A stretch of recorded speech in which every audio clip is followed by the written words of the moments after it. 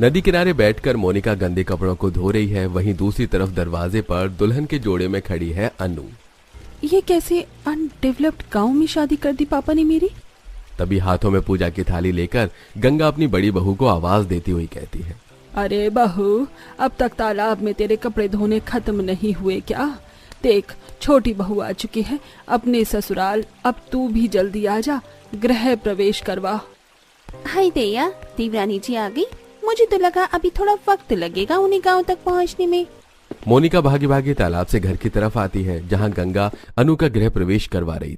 आओ बहू रानी, घर के अंदर आओ। गृह प्रवेश के बाद अगले दिन सुबह अनु गर्मी से परेशान होती हुई रसोई में खाना बना रही है।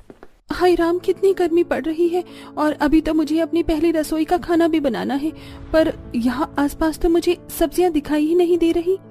तभी वहाँ पर गंगा आती है। अरे बहू, मैं तो तुझे बताना ही भूल गई, रसोई की सब्जियाँ खत्म हो गई हैं और अब सब्जियाँ लाने के लिए तालाब के उस पार सब्जियों के खेत में जाना होगा। क्या खेत में जाना होगा सब्जियाँ लाने? कोई मॉल नहीं है आसपास सब्जियों का? तभी रसोई में आती शिखा ये सारी बातें सुनकर कहती है, नहीं छोटी भाभी, ये गांव है और यहाँ कोई मॉल नहीं है। यहाँ सब्जी लाने के लिए तालाब को पार करके सब्जियों के खेत में ही जाना पड़ता है। तालाब के उस पार हमारा सब्जियों का खेत है। अब अनु मोनिका के साथ तालाब के ऊपर बने लकड़ी के पुल के सहारे तालाब के उस पार जाती है जहाँ बहुत सारी सब्जियों की खेती होती है। ये देखो, ये रही तालाब के इस पार सब्जियों की खेती। चलो अब फटाफट कुछ हरी सब्जियों को तोड़ लो। अनु एक बहुत ही अमीर फैमिली से थी और इस तरह कड़ी धूप में सब्जियों को तोड़ते हुए अनु को बहुत गुस्सा आ रहा था। कुछ देर बाद मोनिका और अनु सब्जी को लेकर घर आती हैं, जहां अनु का बदलता रूप देख गंगा कहती है, क्या हुआ बहू, गुस्से में लग रही हो? गुस्सा नहीं तो और क्या करूं? पहले दिन ही मुझे गवारों की तरह सब्जी लेने के लिए तालाब के उस पार भेज दिया। अरे आप लोगों का कोई स्टैंडर्ड है या नहीं? पर मेरा बहुत है। विशाल, मेरी बात कान खोल कर सुन लो, मैं इस घर में अब एक और पल नहीं रह सकती। अनु, ये कैसी बातें कर रही हो तुम? मैं अपनी माँ को छोड़कर कहाँ जाऊंगा?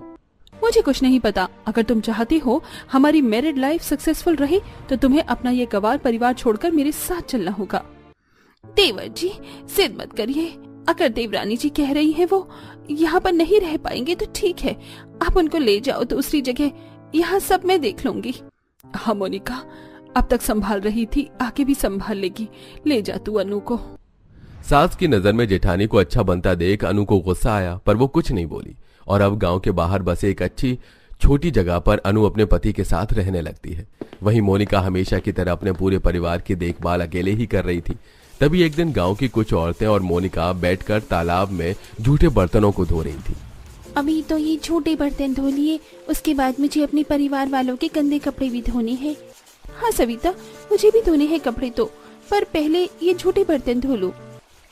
तभी आंखों में चश्मा लगाकर कोकोनट वाटर पीती हुई अनु वहां से गुजरते हुए कहती है, छी, कितने ही अनहाइजीनिक लोग हैं ये।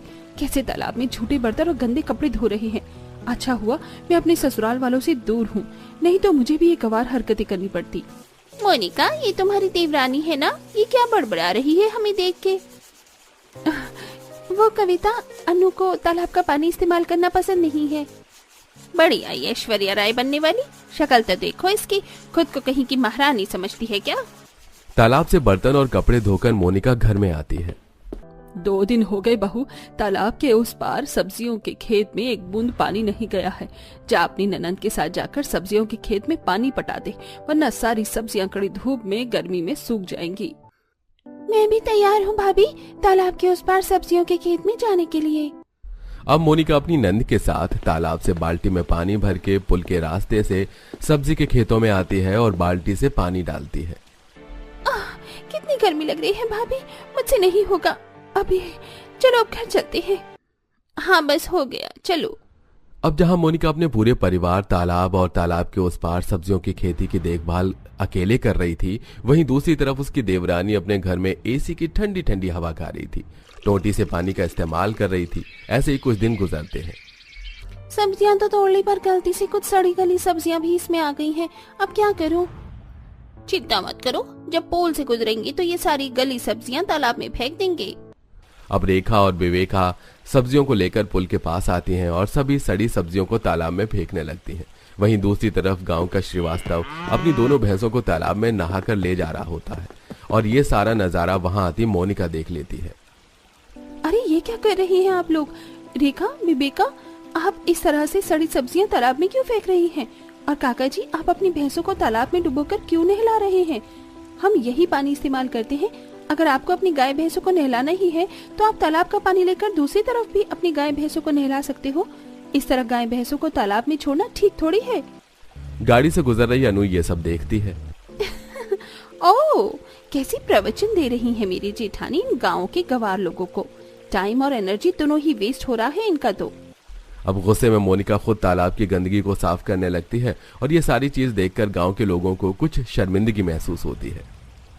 अरे रुको बेटिया, मैं मदद करवा देता हूँ, गलती हो गई। अब मैं कभी अपने भैंसों को इस तरह तालाब में नहीं लाऊंगा। मोनिका, मुझे भी इस तरह से सड़ी सब्जियां इस तालाब में नहीं फेंकनी चाहिए थी। लाओ, मैं भी आपकी मदद करा देती हूँ। अरे, मेरी जेठानी तो बहुत महान बन गई इन गांव वालों की नजर में, पर मैं भी देखती हूँ कितने दिनों तक मेरी जेठानी अपने इस तालाब के पानी को साफ रखती है।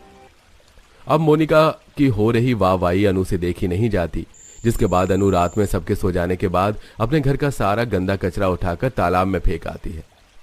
बहुत शौक है ना खेतों में पानी पटाने का, तालाब की गंदगी साफ करने का। अब मैं भी देखती हूँ तुम इस तालाब की कितनी सफाई कर सकती हो।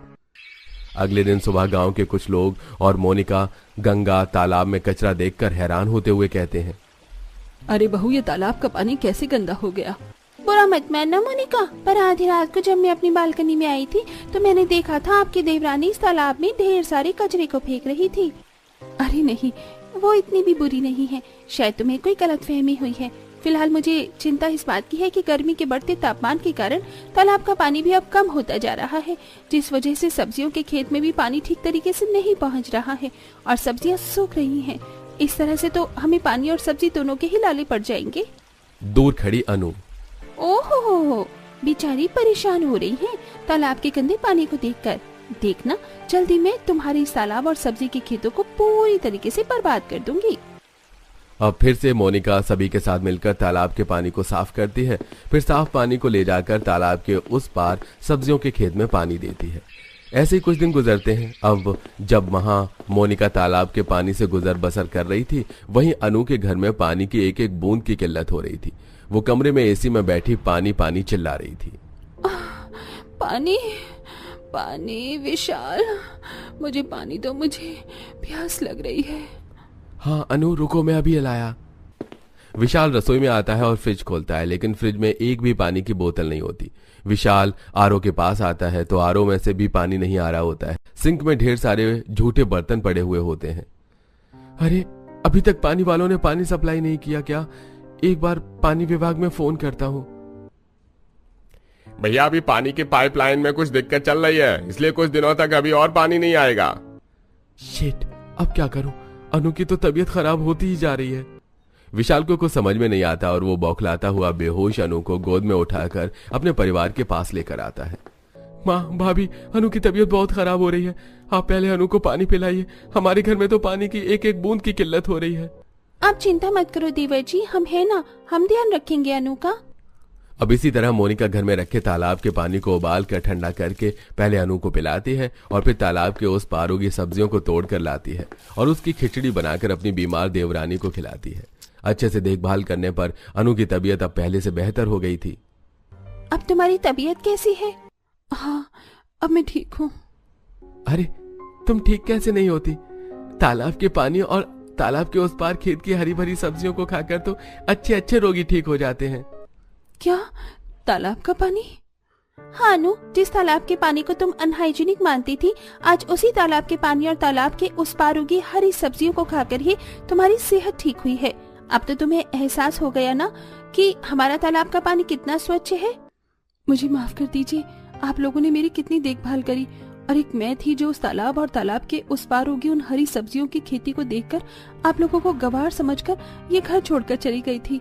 पर आज मुझे एहसास हो गया है कि आप लोग मुझसे कितना प्यार करते हैं।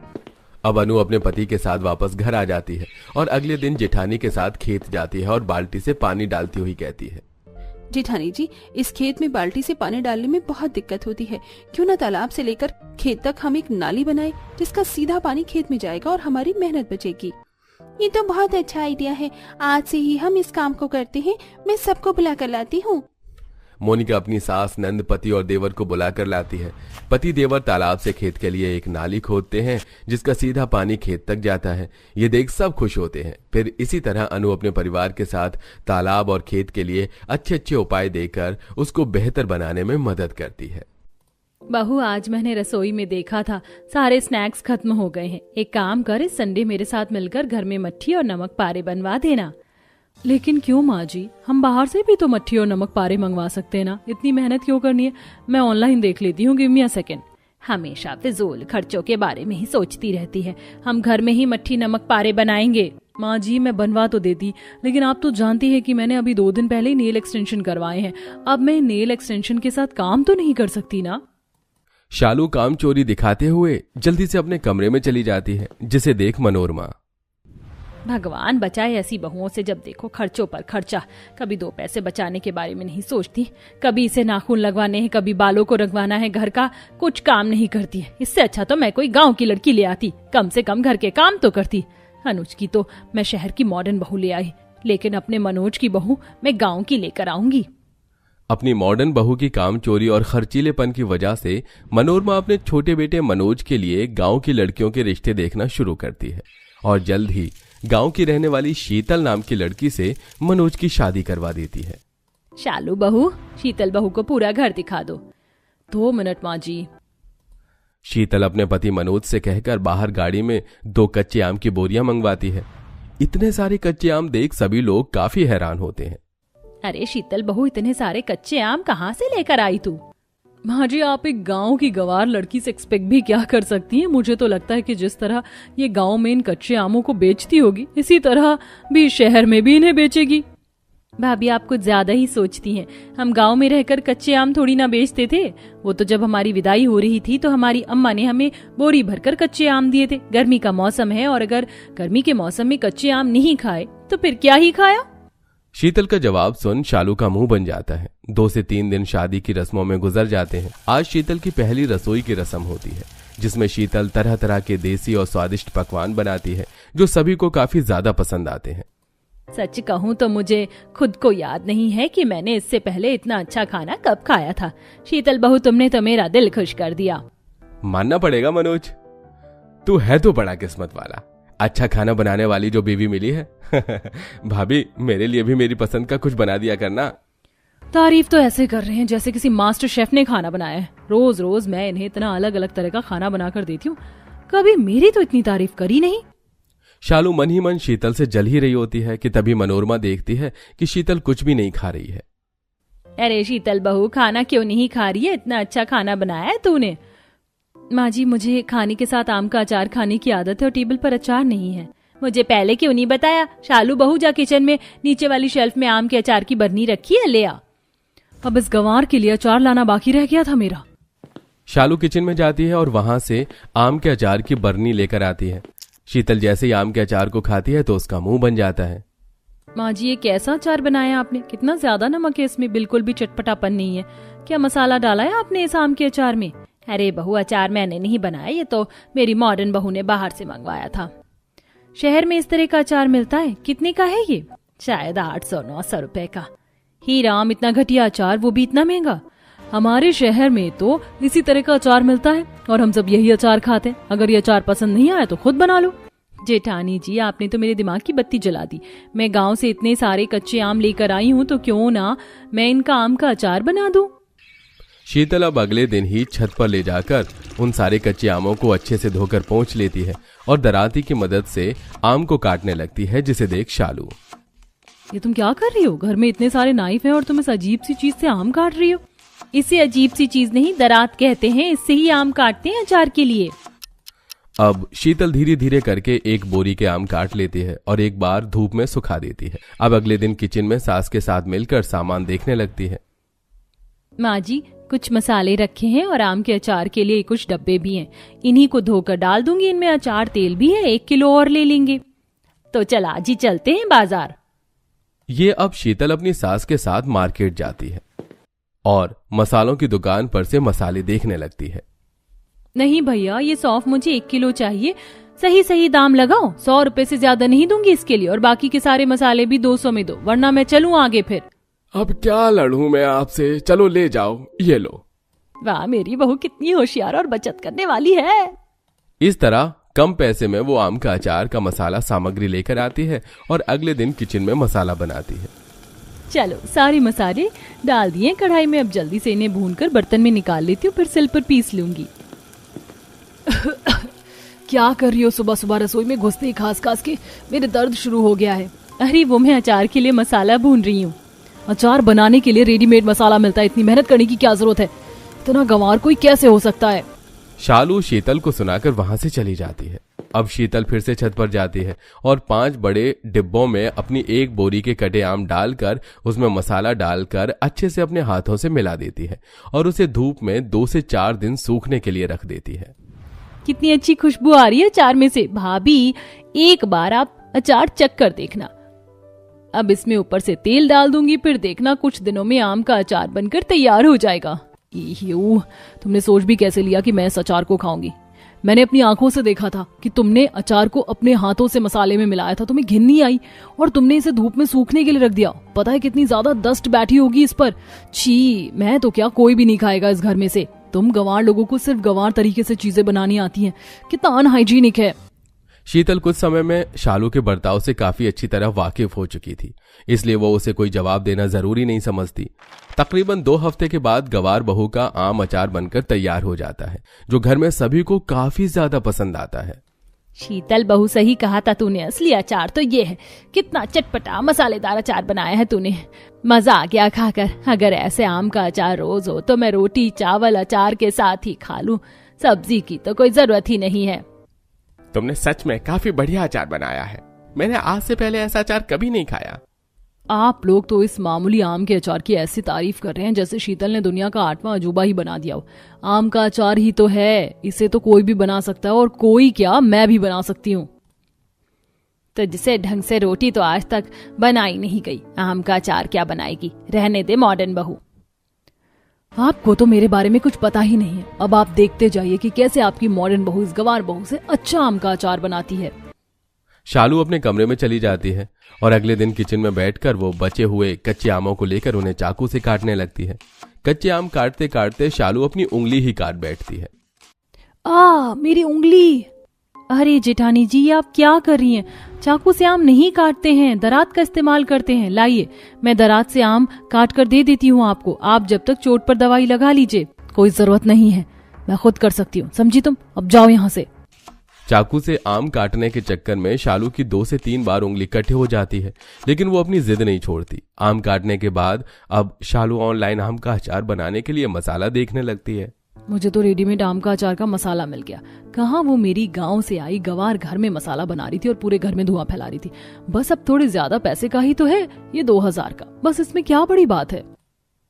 शालू ऑनलाइन काफी महंगा आम के अचार का मसाला मंगवाती है और सारे आम में मसाला डालकर उसे चम्मच की मदद से मिलाने लगती है। माँ जी की गंवार बहू को तो ये भी नहीं पता ऐसे चीज चम्मच से मिलानी चाहिए या ग्लव्स पहनना चाहिए। उसने तो अपने गंदे हाथों से गंदे तरीके से आम का अचार बनाया था, लेकिन मैं तो बिल्कुल हाइजीन तरीके से आम का अचार बना रही हूँ।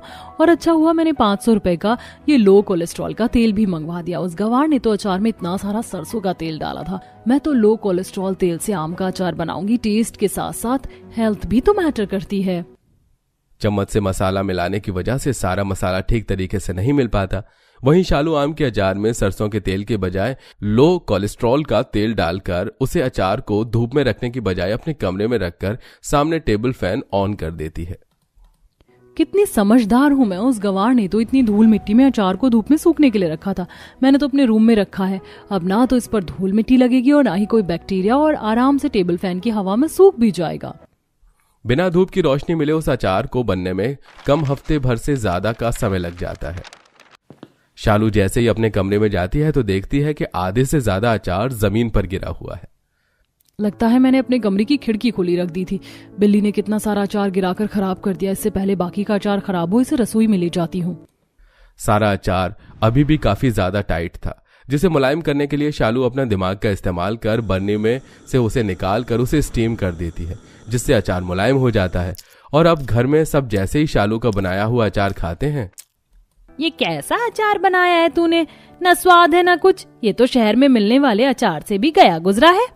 अपनी जिंदगी में मैंने इससे घटिया चीज कभी नहीं खाई। अरे मुझे तो यकीन ही नहीं हो रहा कि कोई इतनी घटिया चीज भी बना सकता है। लेकिन मैंने तो ऑनलाइन देखकर अचार बनाया था। बाहर से पूरे 2000 का मसाला भी मंगवाया था और 500 रुपए का लो कोलेस्ट्रॉल तेल मंगवाया था। तो ये इतना खराब कैसे बना? कुछ चीज देसी तरीके से बनती है ना, तो उसे देसी तरीके से ही बनाना चाहिए। हर चीज में अपने मॉडर्न तरीके को घुसाना जरूरी नहीं है। शीतल बहू ने बचत के साथ इतना अच्छा और बढ़िया अचार बनाया और तूने इतने पैसे फूंक दिए, लेकिन 2 पैसे का अचार नहीं बना। कहावत तुम जैसे लोगों के लिए बनी है, जिसका काम उसी को साजे, दूसरा करे तो ठेंगा बाजे। समझ आई? मेरी बात नहीं आई तो गूगल करके देख ले। मनोरमा की बात सुन सभी हंसने लगते हैं। वहीं शालू को भी अब अकल आ जाती है, जिसके बाद अब वो कभी भी शीतल से किसी भी चीज में मुकाबला नहीं करती और देसी आम का अचार बनाना सीखती है।